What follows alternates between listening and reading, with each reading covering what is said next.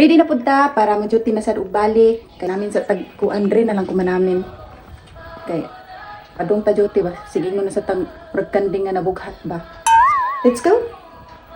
Og ba ni akong brum ako ning gitabunan kay kusog ing uwan kagabi may na lang dili kay tantong tayaon ba.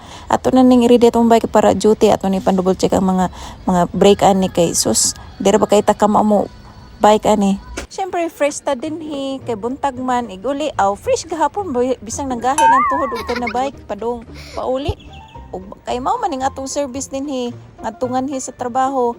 Unya, di man kay tahawod magbike, ug padaplin kita kay kusog kay nga sakyanan atong masukat. Kay sumpayr ba ni sa atong kinabuhi in town, tanawa, kusog kayo. Ingat sila sa inyo, bye-bye! Ako si MJ, half Taiwanese, half Korean. Gibatig kigwa sa nasud, nga daghang buaya. Di pinalan makapag-work sa Korea kaya sa Taiwan ang punta. A day in my life as a factory worker in Taiwan.